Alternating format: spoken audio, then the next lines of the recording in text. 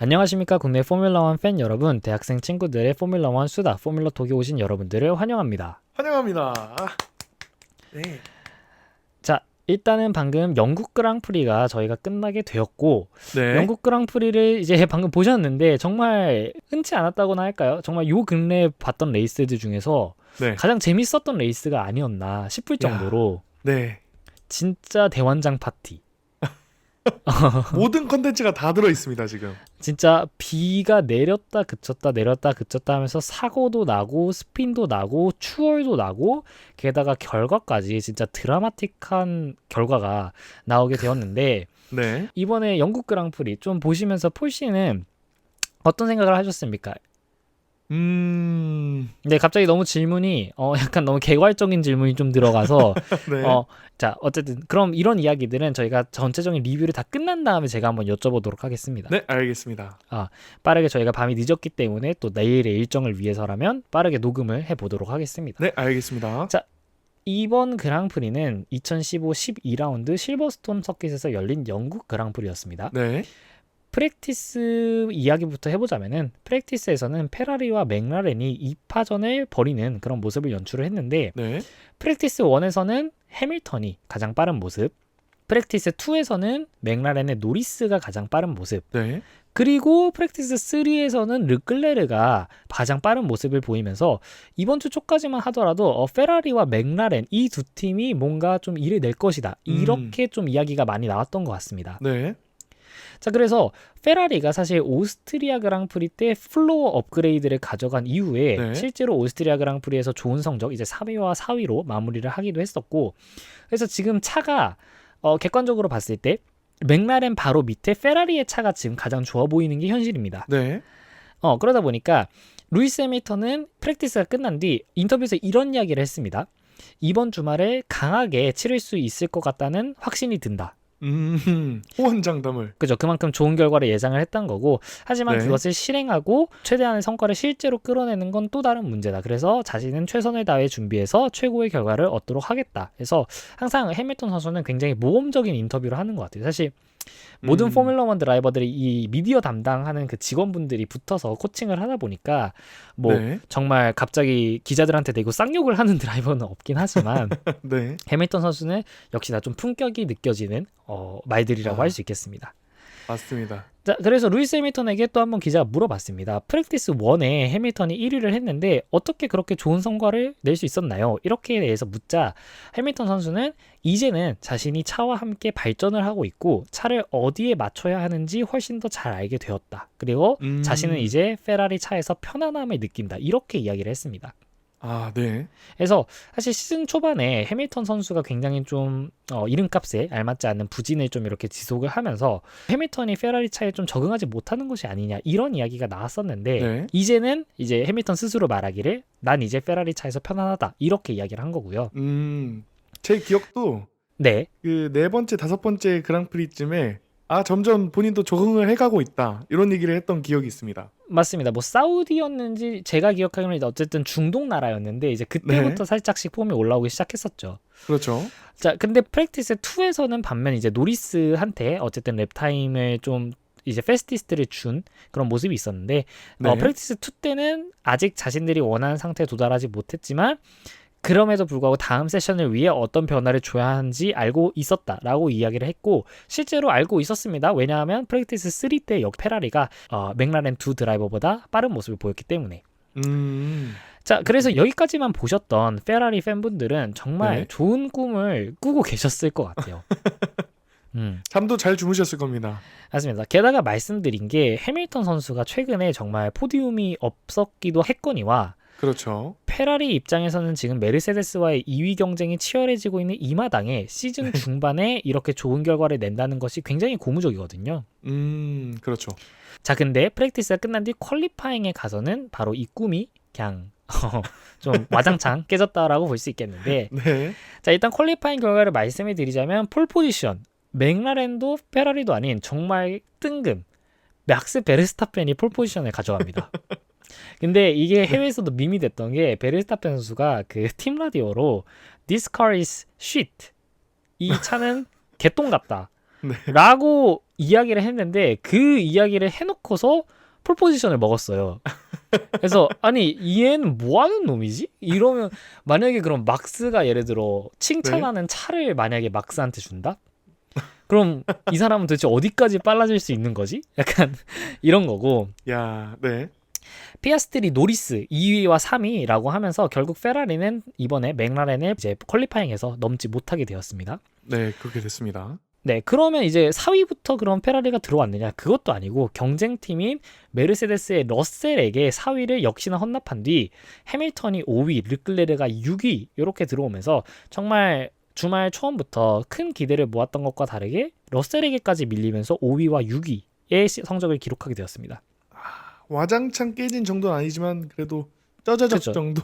왜냐하면 사실 기대했던 바가 너무 컸으니까. 아, 그렇죠. 아, 프랙티스 자. 때 너무 잘했습니다. 맞습니다. 자, 7위부터 알론소, 가슬리, 사인트, 안토넬리 이렇게까지 Q3에 진출을 했었고 네. 10위부터 츠노다, 하자르, 알본, 오콘, 로슨 16위부터 보르툴레투, 스트롤, 베어만, 헐켄베르크, 콜라핀토 이렇게 되었습니다.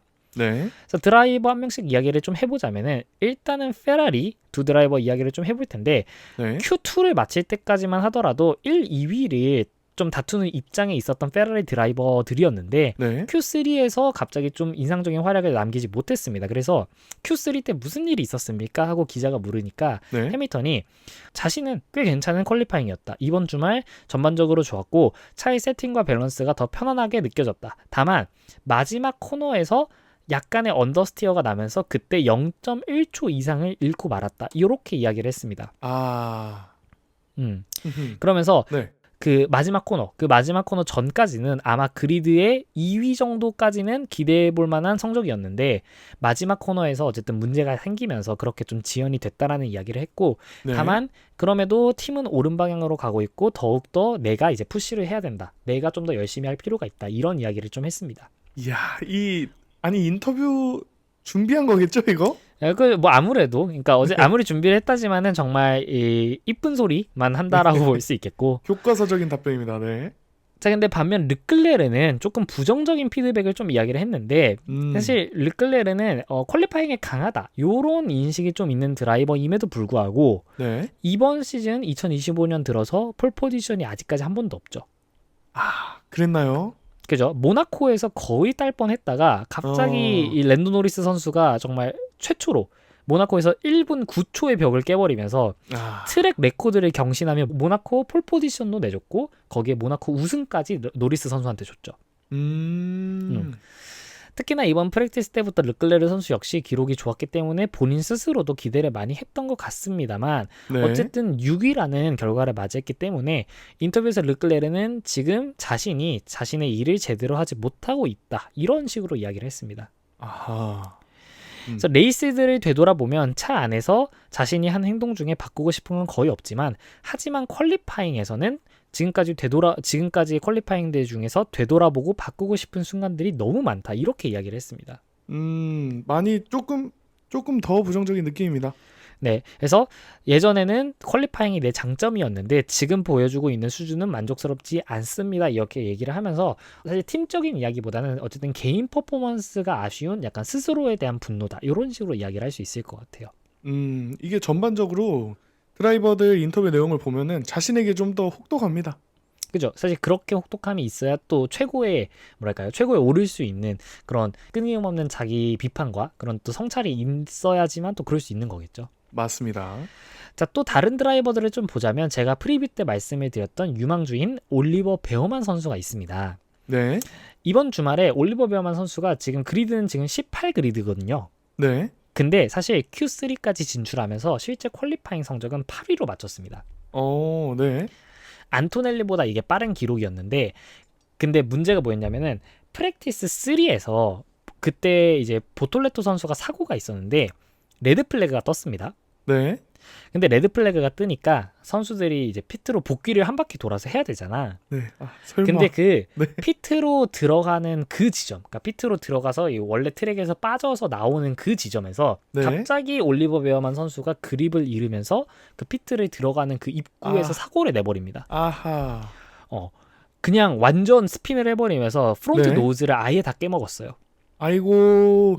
그게 어떻게 보면은 고의성이 좀 좀 참작을 해줄 만한 사유가 되지 않을까요? 고의적인 실수는 아니었겠지만 어쨌든 네. 레드 플래그 중에 낸 사고는 그냥 일반 레이스 중에서 낸 사고보다 훨씬 더 엄격하게 다뤄지거든요. 그러니까 아하. 레드 플래그 의미는 뭐야? 지금 레이스를 도저히 진행하기 어려운 상태, 트랙 상태가 그렇게 힘드니까 그렇죠. 안전을 위해서라도, 그러니까 사실 안전을 위해서라도가 아니라 실제로 안전을 위해서 모든 선수들은 결국 뭐야? 최대한 안전하게 복귀를 하라. 이게 이제 레드 플래그의 지시인 건데, 그렇습니다.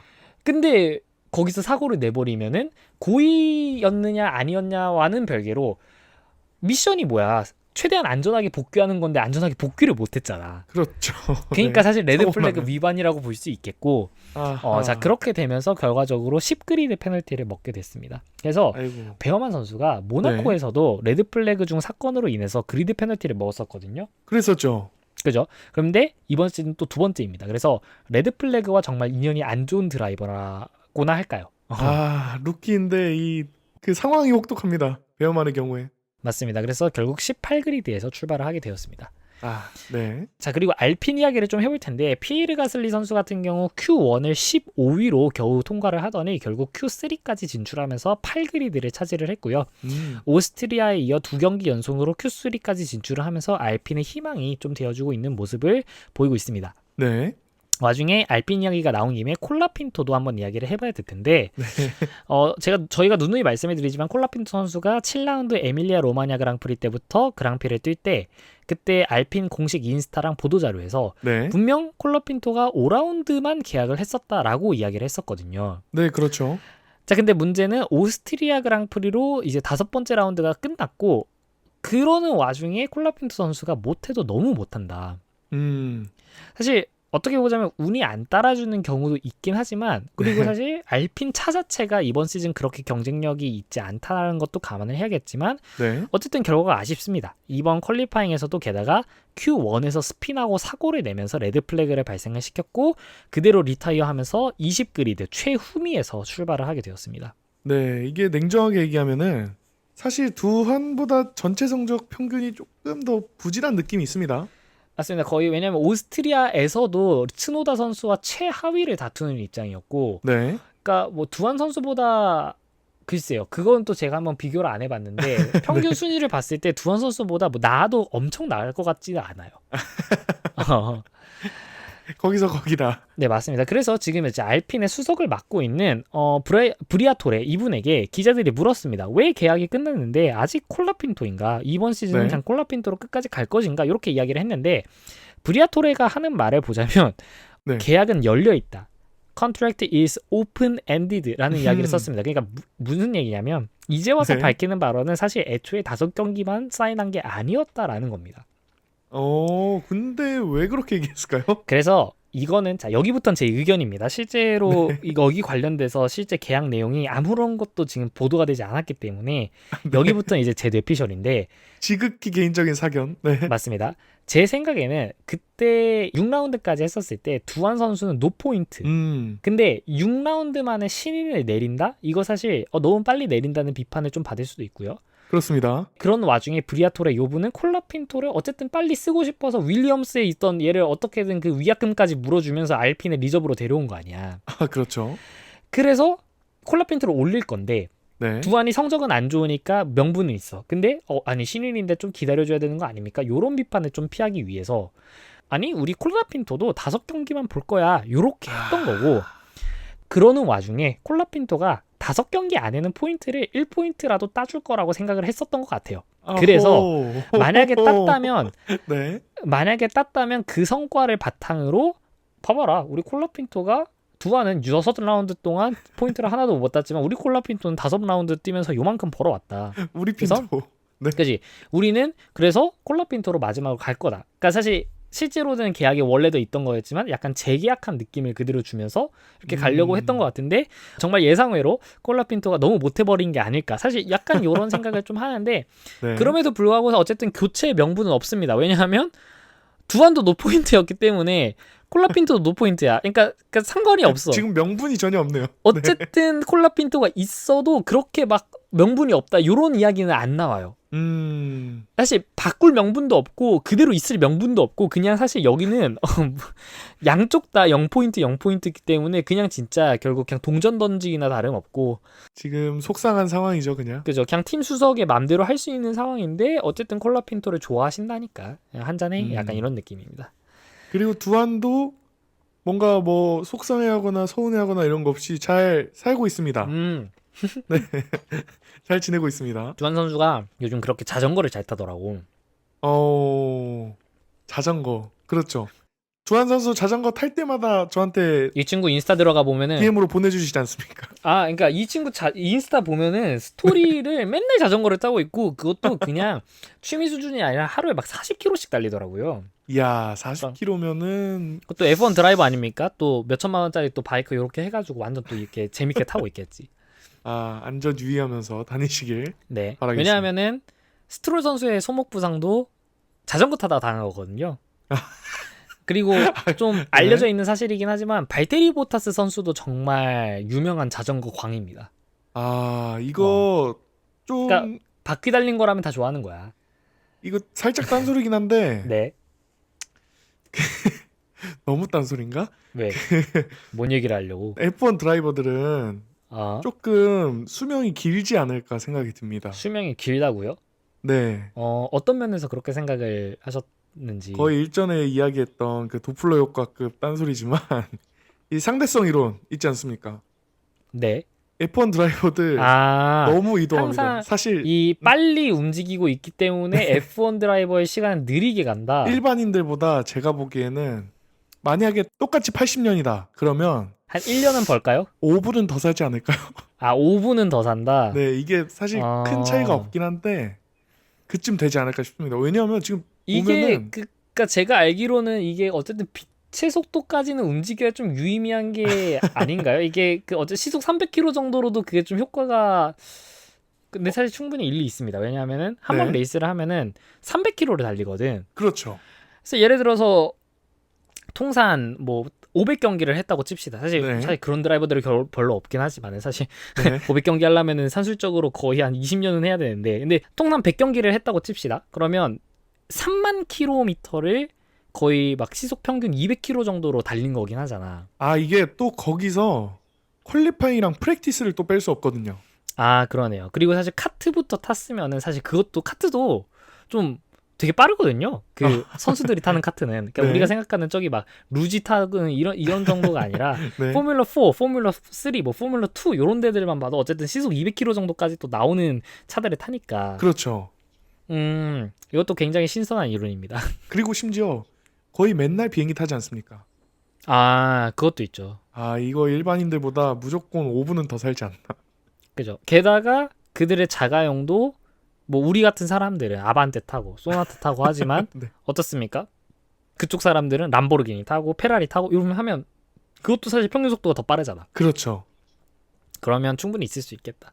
한번 다음번에 좀 통계를 한번 내보도록 하겠습니다. 과연 그러니까 사고로 사망하시지 않은 분들의 이 드라이버들의 평균 수명과 실제 좀 전 세계 사람들의 평균 수명이 어느 정도로 좀 되는가. 이런 것들을 좀 해볼 수 있겠고. 자, 어쨌든 그런 얘기가 있었다고 할 수 있겠습니다. 네, 나중에 한번 계산해 보겠습니다.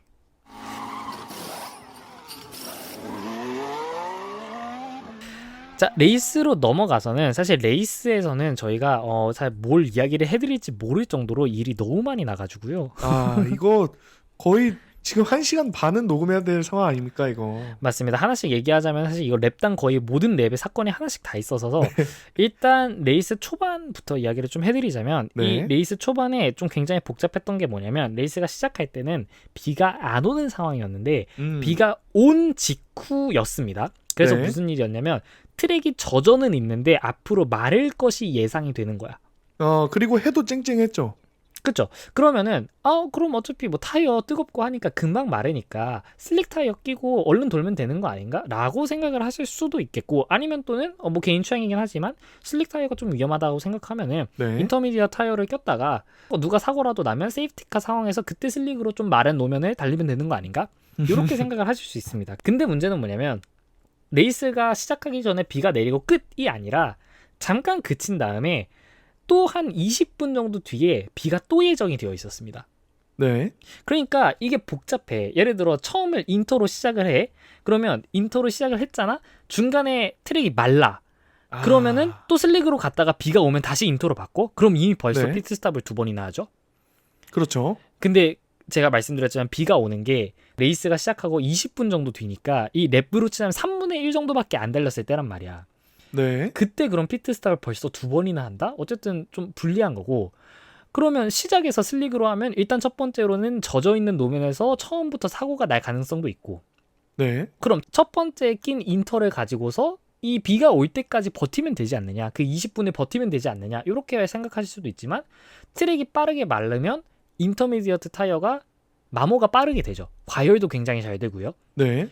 근데 그런 문제가 뭐냐면 나중에 실제 비가 내렸을 때 배수가 힘들어집니다. 왜냐하면 인터 타이어, 특히 웻 타이어들은 점점점 타이어가 달면 달수록 홈이 점점 얇아지니까 그렇죠. 달으면 달수록 배수 성능이 점점 낮아지거든요. 그게 일반 하드 소프트 미디엄과 다르게 그 진짜 우리 차량 타이어처럼 결이 있잖아요.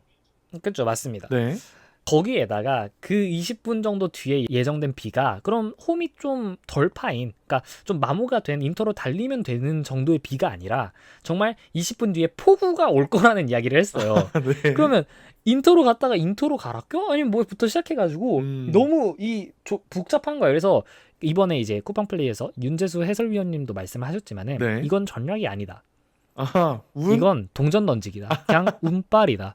그러니까 거의 그런 거고. 네. 자, 그래서 결국 이제 정말 선수들의 타격 전략이 굉장히 좀 많이 엇갈렸다라고 볼 수 있겠고, 네. 그러는 와중에 이제 선수들이 정말 실수를 하는 모습도 많이 보였습니다. 일단 첫 번째 랩부터 옐로 플래그가 바로 나왔는데 로슨이 사고가 나면서 리타이어를 하게 됐습니다. 근데 이때 상황은 오콘 선수가 이제 로슨을 옆에서 치면서 로슨 선수 혼자서 리타이어를 하게 됐었던 건데, 그렇죠. 오콘 선수가 딱히 뭐 슬립을 한 것도 아니었고 막 뭐 휠락이 걸린 것도 아니었는데 이 코너를 도는 와중에 오콘 선수의 왼쪽에서는 츠노다 선수가 있다 보니까 네. 어쨌든 오콘 선수도 사실 잘못이 없습니다. 왜냐하면 로슨이랑 충돌하지 않으면 츠노다랑 충돌할 운명이었어. 아. 완전 샌드위치로 끼어 있었기 때문에 네. 둘 중 하나랑은 사고가 날 운명이었는데 하필 로슨이랑 이렇게 사고가 났다. 네. 이런 일이 있었고, 네. 그리고 나서 네 번째 랩에서는 자우보의 보르툴레트 선수가 또 사고가 났습니다. 그러면서 보르툴레트 선수가 조금 달리는 듯 했으나 결국에는 또 리타이어를 하면서 다시 벌추얼 세이프티카가 또 났고요. 그렇습니다. 혼자 미끄러졌었죠? 제 기억으로. 맞습니다. 네. 이제 레이스 초반에는 베르스타펜이 폴 포지션을 좀 리딩을 하고 네. 그 뒤에 피아스트리가 2위로 정말 많이 따라가는 모습이었습니다. 그러다가 네. 여덟 번째 랩에 베르스타펜과 피아스트리 선수가 결국 추월을 당하면서 이 베르스타펜 선수가 2위로 넘어갔고, 여기가 되게 재밌는 게 11랩에서 결국 노리스 선수까지 베르스타펜 선수를 넘어갑니다. 그래서 결국 피아스트리, 노리스, 베르스타펜이 됐는데 이 추월이 만들어지자마자 노리스 선수랑 베르스타펜 선수가 같이 피트인을 해요. 네. 노리스 선수가 앞에 있는 채로 피트인을 했단 말이야. 근데 여기서 맥라렌 피트크루들이 실수를 합니다. 그래서 피트스톱이 5초인가가 찍혀요. 그래서 막상 피트를 나갈 때는 다시 베르스타펜이 앞으로 나갑니다. 아하, 그렇습니다. 그 피트인 안에서 순서가 또 바뀌었다고 중계진이 언급한 적이 있습니다. 그죠? 이 정말 포뮬러 1이 팀 스포츠, 그냥 드라이버만 잘하고 차가 빠르면 되는 게 아닙니다. 정말 밖에서 열심히 돌아가지고 겨우겨우 차로 추월을 해놨더니 타이어를 갈고 나왔더니 우리가 지고 있어. 이렇게 되는 거기 때문에. 그래서 이런 거였고, 네. 그리고 결과적으로는 아까 14랩째 제가 말씀드렸던 레이스 시작 후 20분 정도에 예상되었던 정말 폭우가 내리면서 선수들이 뭐 앞에 시야가 아예 안 보인다 이런 이야기를 하면서 아예 세이프티카가 났습니다. 근데 이때 세이프티카는 그냥 사고가 안 났는데 선수들이 시야를 거의 확보를 못하니까 안전상의 이유로 비가 좀 멎을 때까지 하겠다 해서 세이프티카가 좀 돌았었고, 네. 그리고 세이프티카가 끝나는 상황에서 러셀과 오콘도 약간의 접촉이 있었고, 하자르 선수는 안토넬리 선수를 뒤에서 박으면서 안토넬리 선수도 리타이어를 했고요. 하자르 네. 선수도 리타이어를 했습니다. 아하. 그리고 그 이 세이프티카가 끝난 뒤에 리스타트하는 과정에서 베르스타펜이 스핀을 하면서 2위에서 9위까지 추락하는 일도 있었고요. 네. 츠노다와 베어만 선수도 충돌이 있으면서 츠노다 선수에게 10초 페널티도 있었고. 이거 네. 그냥 그러니까 이게 개난리였어. 있었던 일들만 말씀을 드려도 이게 너무 막 이게 말이 안 돼. 네. 그리고 러셀 선수도 스핀이 있었고요. 베어만도 오늘 트랙 이탈이 있었죠. 르클레르도 트랙 이탈 2번 있었고요. 베르스타펜도 트랙 이탈 1번 있었고, 베어만이 오콘을 추월하려다가 하스 선수들 둘이 같이 충돌하면서 하스 선수들 둘이 같이 더블 스핀, 어쨌든 둘 다 리타이어는 안 했습니다만 더블 스핀하는 네. 모습도 있었고요. 네. 이게 그냥 너무 그냥 혼전인 상황. 심지어 그 하스 더블 스핀 할 때 둘이 같이 미끄러지지 않았습니까? 네, 맞습니다. 다행히 그러니까 진짜 그건 더블 리타이어를 안 한 게 정말 다행일 정도로. 둘 다 미끄러질 때 웃긴 게 둘 다 무슨 데칼코마니처럼 똑같은 맞습니다. 각도 똑같은 시간에 각도가 똑같이 하면서 정말 진짜 똑같이 네, 들어갔어요. 맞습니다. 수중 발레 느낌으로. 그래서 이제 레이스가 결국 그렇게 끝나게 되었는데 네.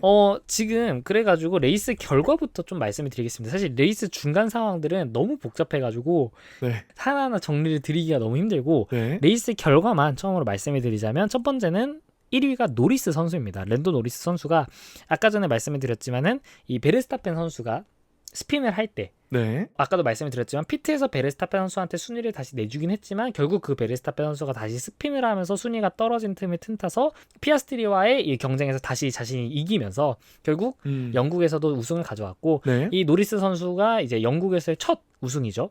축하드립니다. 게다가 노리스 선수도 영국인이기 때문에 자신의 홈 그랑프리에서 우승을 하게 되었습니다. 축하드립니다. 그리고 팀메이트인 피아스트리 선수는 2위를 하면서 역시나 정말 단일 그랑프리에서 팀이 가져갈 수 있는 최다 점수 1, 2위 원투 피니시를 또 맥라렌이 다시 한번 가져가게 되었고 네. 자 3위가 정말 의외의 이름이 정말 저희가 단 한 번도 기대하지 않았던 이름이 하나가 있는데 바로 자우버의 헐켄베르크 선수가 자신의 생애 첫 F1 드라이버 15년 차 만에 포디움에 입성을 합니다. 이야, 정말 이거 그 영화 같은 한순간이었습니다. 정말로. 게다가 헐켄베르크 선수가 퀄리파잉이 좋았던 것도 아니고 오늘 19번 그리드로 출발을 했어요. 이거 영화 네. 아닙니까? 이게 정말 헐켄베르크 선수의 입장에서 따라가 보자면 네. 레이스 초반에 헐켄베르크 선수는 어쨌든 인터미디어트 타이어로 시작을 했고요. 네. 그 인터미디어트 관리를 잘 하면서 아까 전에 말씀드린 그 20분 뒤에 오는 B까지 그 첫 번째 꼈던 인터미디어 타이어로 달렸습니다. 네. 그러면서 다른 선수들이 뭐 중간에 막 슬릭으로 바꾸니 뭐 이런 거를 하는 동안 그냥 계속 인터로 달리면서 이미 그때 한 B가 다 내리고 레이스 한 중반 정도 됐을 때 이미 포인트권에 올라 있었어요. 네. 근데 그 상황에서 계속 이제 조금씩 순위를 잘 끌어올리더니 게다가 가장 큰 포인트는 결국 뭐냐면 실수를 안 했습니다. 오늘 레이스 중에서 스핀하는 모습이나 트랙 이탈하는 모습이 없었던 드라이버를 오히려 꼽기가 힘든데 네. 딱 2명 뽑아보자면 그게 바로 노리스 선수와 헐켄베르크 선수입니다. 이야. 스핀하는 모습도 없었고 트랙을 이탈하는 모습도 없었고 그렇다고 엄청나게 막 트랙 위에서 이렇게 흔들려서 막 카운터 스티어 치는 모습도 없었고요. 그렇습니다. 정말 안정적인 활약을 보인 덕분에 이런 혼전 속에서 이런 변수 창출을 통해서 레이스를 정말 의미 있게 마쳤다라고 볼 수 있겠고 이게 헐켄베르크 선수가 2010년에 F1에 입성을 한 뒤에 네. 포뮬러 1 드라이버 16년 차죠. 그러면 이야, 그러네요. 그렇죠. 아무래도 네. 16년 차 만에 처음으로 포디움에 들은 거고 이제까지 238번의 레이스를 하고 이번이 자신의 커리어 239번째 레이스였는데 드디어 첫 번째 포디움을 가져갔다라고 합니다. 정말 꿈 같은 순간이 아닐까. 야, 이게 정말 이거 소설도 이렇게 쓰면은 욕 먹습니다. 그게 맞습니다. 그 꼴찌의 반란을 보여주는 그 영화가 일단 나온 시기죠. 그죠, 맞습니다. 그 F1 더 무비에 있었던 그 소니 헤인즈랑 정말 사실 생긴 것도 어쩌보면 되게 닮았고요. 느낌도 있습니다. 노장, 베테랑이 이렇게 돌아와 자신의 커리어 첫 뭐 우승까지는 아니지만 어쨌든 이렇게 축하받을 일을 했다라는 점에서 또 이 소니 헤인즈, 그 F1 더 무비의 그 주인공과 정말 또 많은 비교가 되면서 좀 이슈를 몰고 있습니다. 그렇습니다. 축하드립니다. 자, 그리고 4위는 페라리의 루이스 해밀턴 선수로 무포디움 기록을 계속 이어나가시게 됐고요. 게다가 오스트리아에서도 4위였는데 이번에도 4위를 하면서 정말 아쉬운 모습. 좀만 좀 잘했으면 어쨌든 포디움 안에 들었을 텐데. 자, 그런 게 있었고 베르스타펜 선수는 그때 슬립을 하면서 9위까지 떨어지긴 했지만 다시 천천히 순위를 올리면서 5위로 마무리를 했습니다. 맞습니다. 6위도 알핀의 가슬리 선수가 올라오면서 알핀 이번 시즌 최고 성적을 기록을 했는데 오, 네. 자, 가슬리 선수도 헐켄베르크 선수랑 같은 케이스입니다. 그러니까 첫 번째 인터를 가지고서 그 헤비 레인이 오는 그때까지 버티면서 이제 다른 선수들이 피트인을 하는 동안 레이스 초반부터 순위를 좀 많이 끌어올리면서 이득을 본 케이스고요. 네. 7위는 에스턴 마틴의 랜스 스트롤 선수. 랜스 스트롤 선수도 최근에 포인트 신고가 거의 없었는데 네. 이번에 또 오랜만에 포인트를 신고를 했습니다. 8위는 윌리엄스의 알본 선수, 9위에 에스턴 마틴의 알론소 선수 이렇게 들어오면서 에스턴 마틴 역시 영국차죠. 영국차가 역시 영국에서 더블 포인트를 기록하면서 기분이 나쁘지 않은 또 그런 주말을 보냈다. 축하드립니다. 그리고 10위에 메르세데스의 러셀이 겨우 들어오면서 러셀 선수 같은 경우는 사실 큰 사고가 났었던 건 아니고요. 중간에 물론 한번 스피너를 하긴 했습니다만 네. 근데 전반적으로 레이스 그 타이어 선택이 좀 아쉬웠다라고 할까요? 그러니까 타이어 선택이 조금씩 좀 상황을 미리 보지 못하고 좀 때가 닥쳐서 하다 보니까 아하. 타이어의 성능을 다 쓰지 못하고 정말 막 비가 오니까 금방 갈아 끼고 비가 그치니까 금방 갈아 끼고 이런 모습들이 좀 연출이 되면서 네. 타이어 전략에서 살짝 아쉬움을 보이면서 10위를 마킹을 했습니다. 아, 이게 사실 러셀 선수가 못한 거라기보다는 동전이 계속 뒷면에 나온 겁니다. 맞습니다. 그리고 이번에 루키 선수들이 정말 대부분 리타이어를 했는데 올리버 베어만 선수를 제외하고 안토넬리, 하자르, 보르툴레트, 로슨, 콜라핀토 이 5명의 루키들이 전부 리타이어를 했습니다. 야, 이 정도면 경력도 사실 무시할 수 없는 거예요. 맞습니다. 이런 비오는 실버스톤은 결국 경험치에서 조금 갈렸다. 이렇게 좀 말씀을 드릴 수 있겠습니다. 네.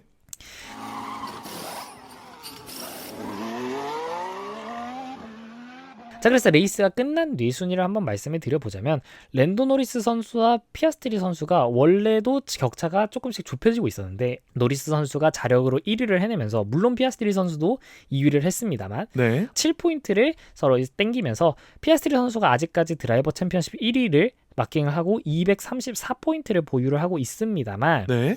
노리스 선수가 226포인트로 둘은 이제 단 8포인트 차이입니다. 그래서 진짜 시즌이 끝날 때까지 피아스트리라고 해서 절대적인 강자는 아니다.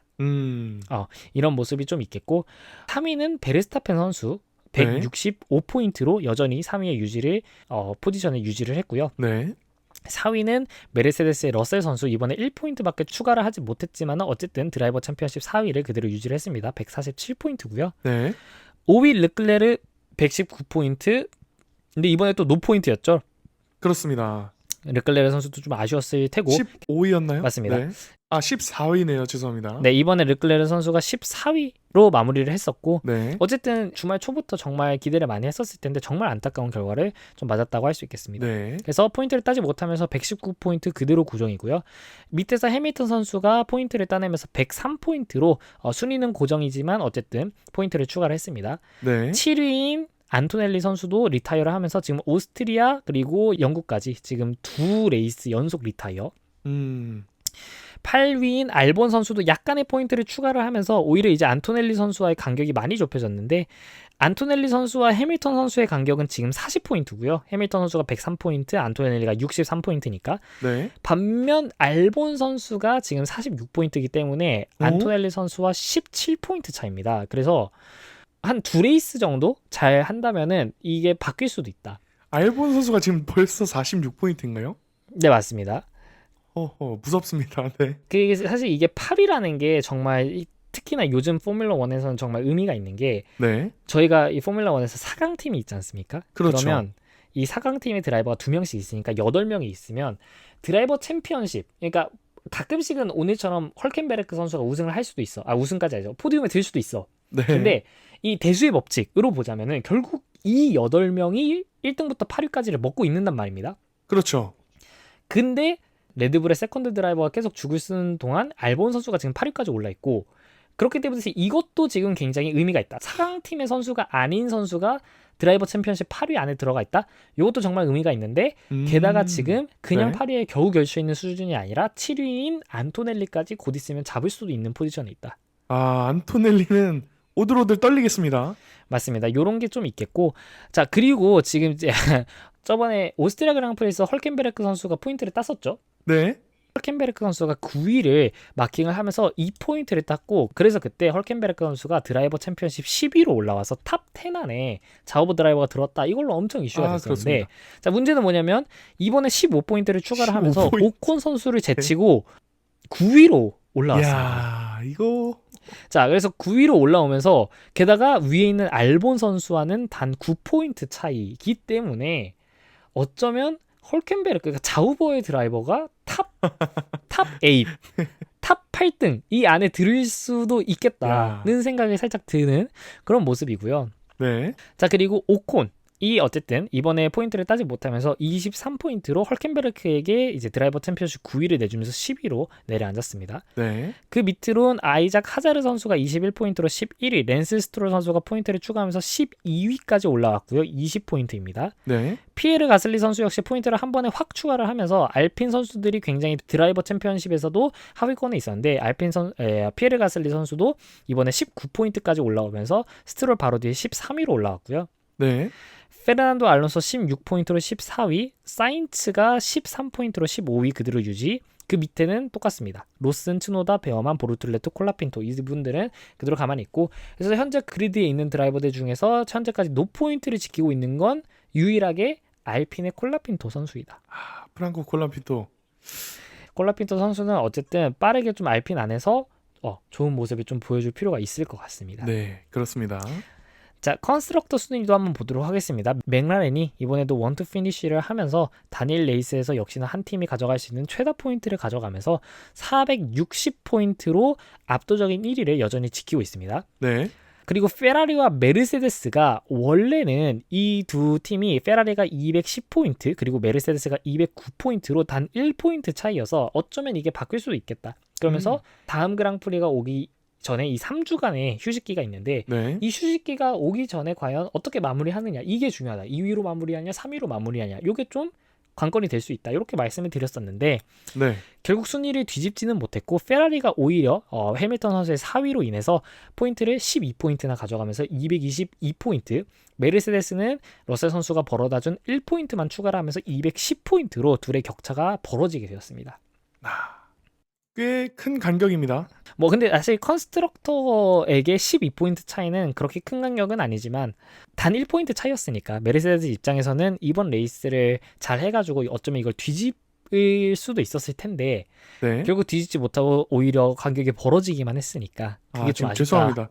메르세데스랑 그 RB랑 보고 레드불이랑 보고 있었습니다. 네, 죄송합니다. 그러면 이제 순위가 굉장히 많이 그러면 네. 굉장히 포인트 차이가 많이 날 텐데 레드불이 172포인트이기 때문에 지금 페라리와는 50포인트 그렇죠. 차이고 3위인 메르세데스와도 지금 38포인트나 차이가 납니다. 그래서 여기는 지금 메르세데스와 레드불 사이도 좀 간격이 크게 있다고 볼 수 있겠고 그렇습니다. 그 밑에 윌리엄스도 이번에 알본 선수가 포인트를 추가하면서 59포인트고 네. 자, 하위권에서 제가 프리뷰를 오스트리아 프리뷰 때부터 말씀을 드렸습니다. 하위권이 그렇죠. 워낙에 촘촘하게 붙어있기 때문에 레이스 한번 잘하면 순위가 확 바뀐다. 근데 레이스를 정말 잘한 팀이 이번에 자우버가 나왔고 그래서 순위가 확 바꿨는데 자우버가 41포인트로 지금 전체 컨스트럭터 6위에 올라 있습니다. 이거 정말 직전에 이야기했던 거잖아요. 그죠? 이게 말이 안 됩니다. 이게 작년 시즌 포뮬러1에 보신 분들이라면 이게 안 되거든요. 작년 시즌 자우버가 전체 레이스를 다 하는 동안 26라운드를 치른 동안 단 4포인트를 얻었던 팀입니다. 근데 지금 시즌의 절반밖에 안 지났는데 벌써 1000% 성장을 했어. 주식이 1000%가 오르면은 어깨도 이게 네. 완전 인생 역전이거든요. 장난 아니죠. 말도 안 됩니다. 자, 그래서 어쨌든 자우버가 지금 41포인트로 전체 컨스트럭터 6위까지 올라와 있고 RB가 36포인트로 7위, 에스턴 마틴이 36포인트 동률이지만 어쨌든 RB보다 이제 레이스 전체 순위에서 밀리기 때문에 에스턴 마틴이 8위, 하스가 네. 29포인트로 9위, 그리고 알핀이 19포인트로 10위. 이렇게 마무리가 되었습니다. 네. 이 19포인트는 모두 아마 가슬리의 것이겠죠? 네, 모두 아마가 아니라 두한 선수랑 콜라핀토 선수 둘 다 0포인트이기 때문에 전부 가슬리의 것입니다.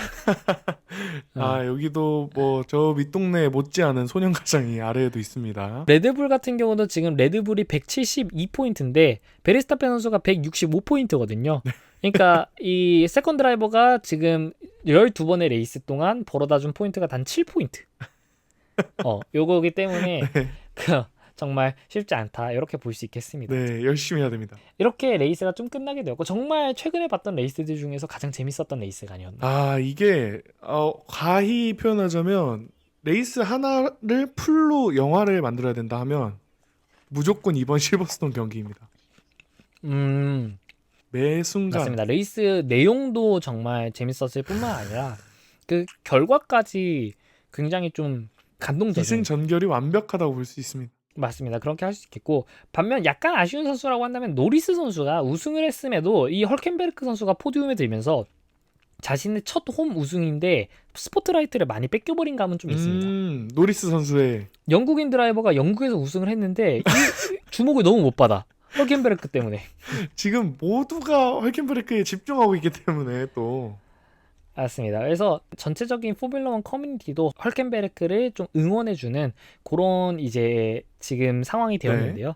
메르세데스 팀 같은 경우는 팀 명의로 헐켄베르크에게 샴페인을 이렇게 보냈다라고 하고요.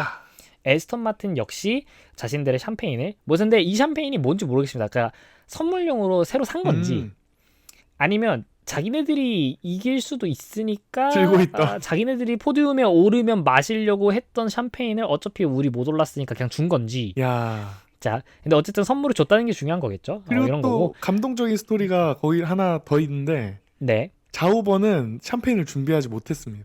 아, 맞습니다. 못한 게 아니라 안 한 거죠. 왜냐하면 자기네들이 포디움에 들 거라고 생각을 절대 못했기 때문이죠. 축하할 샴페인도 없었던 이 자우버에게 선심 쓰는 맞습니다. 거 너무 보기 좋습니다. 맞습니다. 그리고 뭐 베르스타펜 선수 같은 경우도 레이스가 끝난 뒤 니코 같은 드라이버가 우승하는 모습을 정말 봐서 정말 기뻤다. 뭐 이런 식으로 이야기하고 왜냐면 니코 헐켄베르크 선수가 옛날부터 정말 뭐 잘생긴 것도 잘생긴 거지만 정말 나이스 가이로 유명하거든요. 그래서 작년에 하스 팬분들이 정말 아쉬워했던 게 뭐였냐면 작년 드라이버 라인업이 하스가 케빈 마그누센 선수하고 니코 헐켄베르크 선수였습니다. 근데 케빈 마그누센 선수는 방출을 당했고 니코 헐켄베르크 선수가 남아있었고 그리고 예정되었던 게 올리버 베어만 선수가 데뷔하는 것이 예정이 되어 있었거든요. 그래서 많은 하스 팬분들이 바랬던 게 올리버 베어만 선수라는 이 유망주가 올라왔을 때 니코 옆에서 배운다면은 정말 많은 거를 얻을 수 있겠다. 이렇게 기대를 하셨는데 근데 그 니코 헐켄베르크를 보내고 받아온 게 하필 오콘.